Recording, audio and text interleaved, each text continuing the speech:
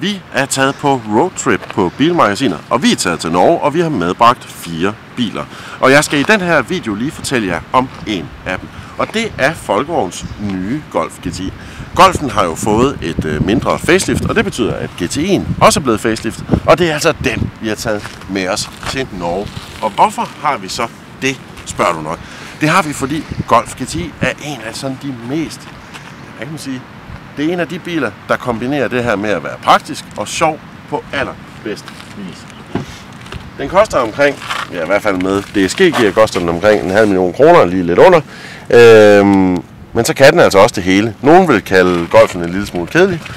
Det ved jeg egentlig ikke, om jeg vil kalde den. Jo, hvis det var en 1,6 TDI, men det her det er altså en GTI med 230 hestekræfter og forholdstræk. Og helt ærligt, den er sindssygt sjov. Sindssygt sjov, fordi at lige så snart du kommer ud på de snørklede stykker, så kan du virkelig begynde at presse den her bil. Og jo mere gas du giver, jo mere griber den bare i svingen. Og det er altså ekstremt fedt. Så har du det her vildt lækre rat. Du har paler bagpå, og du har nogle rigtig, rigtig dejlige sportssæder med det her stof. Prøv lige at kigge. Det er altså det ægte stof fra Golf 1 GTI, som er videreført på den her. Og det er altså ret cool, synes jeg. Det er ikke alle kvinder, der synes, det er særlig fedt, men jeg synes, det er ret cool.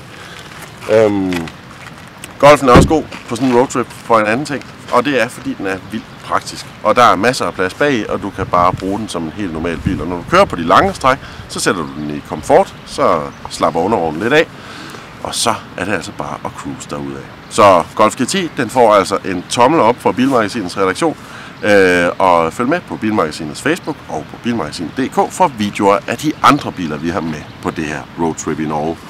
Vi ses.